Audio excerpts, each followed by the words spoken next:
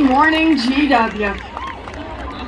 And thank you, President LeBlanc and the Board of Trustees. I am truly grateful for this honorary degree. I cannot tell you how much it means to me. To the class of 2020 and the class of 2021, a double graduation and a double sigh of relief. The late nights, the early mornings, the virtual classes are over. You have made it to the finish line in the face of a global pandemic. You are tough. Congratulations.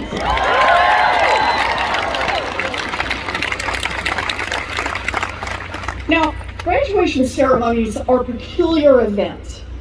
They bring together community, families, and friends for hours of pomp and circumstance. Meanwhile, the graduates, just take a look around there with that camera. The graduates are nodding in and out,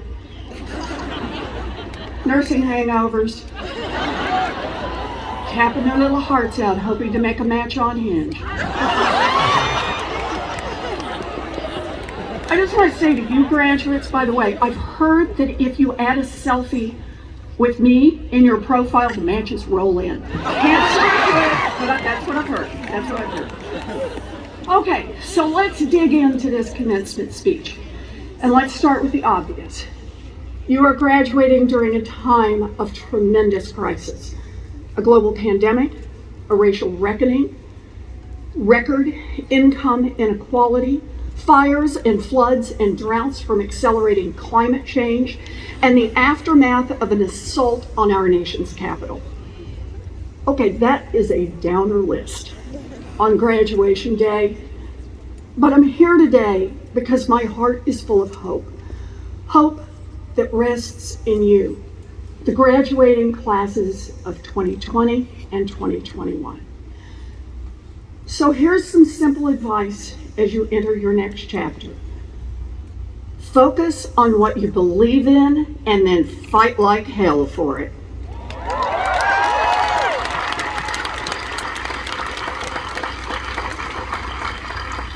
Now, I give this advice from experience.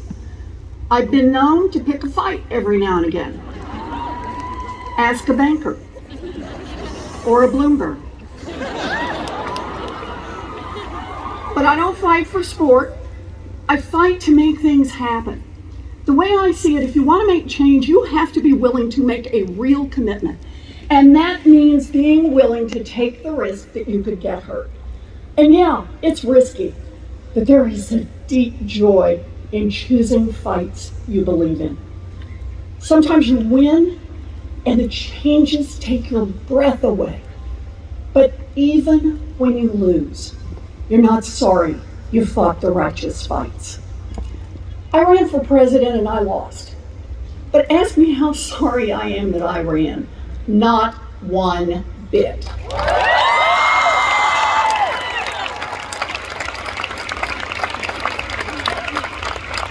Every single day for 15 months, I had the chance to stand up and fight for what I believe in. A chance to fight righteous fights. I gotta say, it's better than caffeine. Now, you may already know what you're in this fight for, and if you do, good for you. But I want to tell you why I'm in the ring. It's for you. I fight because I believe that every new generation in this country deserves more opportunity than the last. And I know the value of opportunity firsthand. From the time I was in second grade, I wanted to be a teacher. Can we hear it for our teachers and future teachers out there?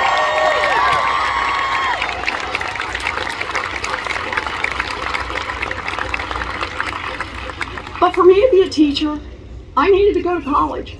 And back in Oklahoma, my daddy was a janitor. My mom worked the phones at Sears. There was no money for college.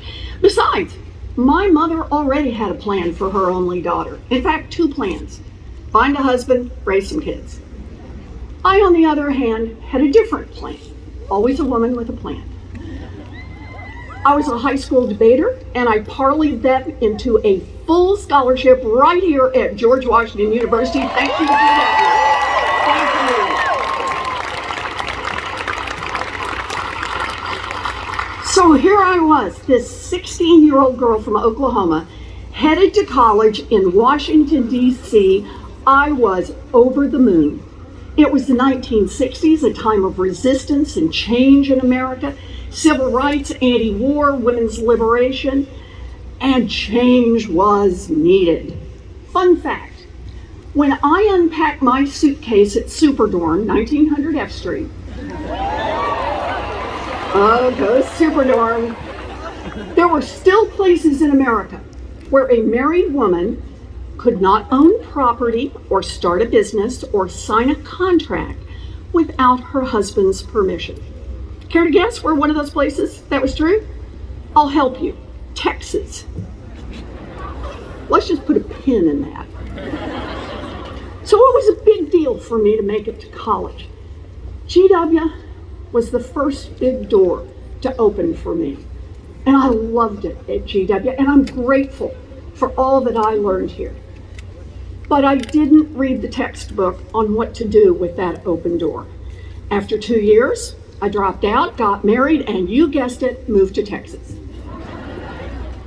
Yeah, I dropped out of GW, but I never gave up on my dream of becoming a teacher. And thanks to a commuter college in Texas that cost $50 a semester, I graduated and I taught special ed. Let's hear it one more time for all the teachers.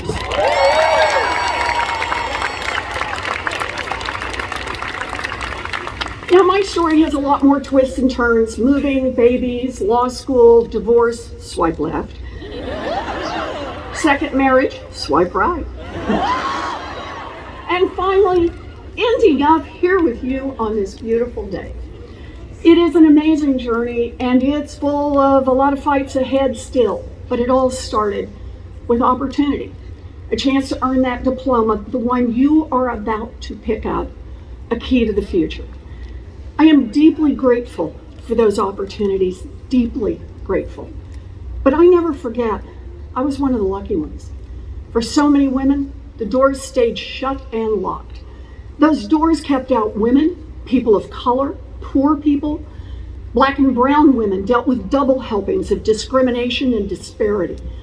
Opportunity was a controlled access road available to those of the right color, the right gender, and the right background. And sure, there is much progress to celebrate today. In Texas, a married woman can sign up for a credit card all on her own. Be still my beating heart. Progress, sure, but don't kid yourself. We are not on a straight line of progress. In fact, right at this moment, even as doors are opening across this country, other doors are closing. Take a look at what has happened to women, particularly women of color, since COVID hit. There are nearly 2 million fewer women in the workforce than before the pandemic began. In August 2021, hundreds of thousands of new jobs were added to the economy. So how many of those new jobs went to women? 100%? 80%? 50%? No. 11.9% of those jobs went to women. And just in case anyone missed the point, 1 out of 4 women say they can't go back to work because they don't have childcare. And it isn't just economic blows. Over the past year, violence against women and girls has skyrocketed. Suicide rates among girls 12 to 17 jumped more than 50% last year. Domestic violence shelters and helplines have reached capacity. And now, with an extremist Supreme Court, some states have decided to tell women that they must bear the burden of an unwanted pregnancy, even one resulting from rape or incest. And they have empowered self-proclaimed bounty hunters to go after anyone who might help people struggling to find an abortion. And yes, Texas, I'm looking at you. I'm looking at you again because you are so wrong.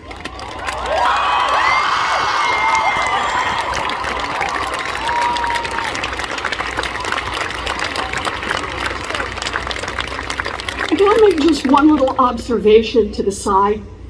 Right now, progressives in Congress are holding strong in support of President Biden's Build Back Better agenda. And yeah, there's a lot of talk about the price tag, but you want to know who benefits most from this agenda? Women. A big reconciliation package means universal child care for mamas and babies. It means raising the wages of every child care worker and preschool teacher in America. It means home care for millions of seniors and people with disabilities. That's what progressives are fighting for, and we will hold the line until we win this fight.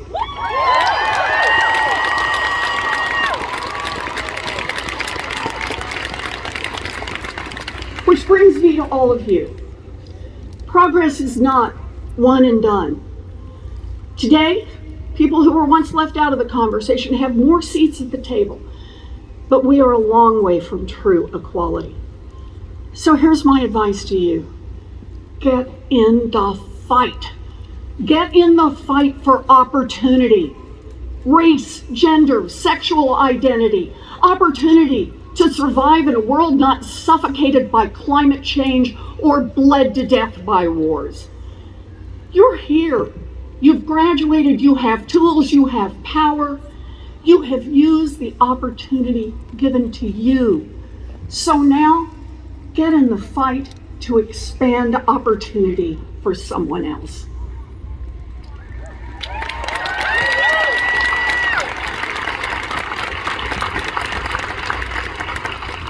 Now, your fight doesn't have to be full-time, but it could be. It doesn't have to be national, but it could be.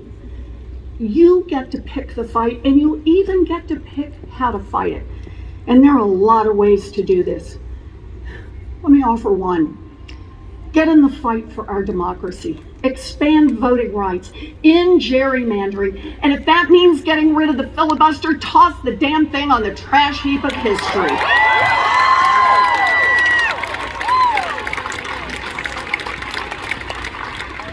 Be conscious of the racial element of every fight.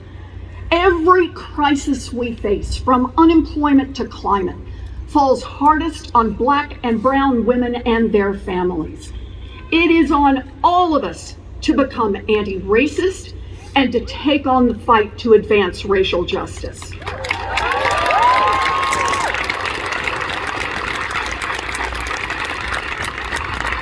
And yes, now more than ever, we need you in the fight for reproductive justice. Because opportunity starts with control over your own body. It is time for Congress to pass the Women's Health Protection Act and get Roe versus Wade written into law.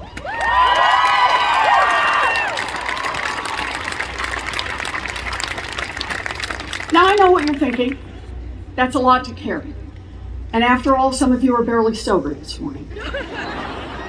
Yeah, it's a lot to carry. But this is the moment you have been called to. A once-in-a-generation chance to redefine opportunity in America.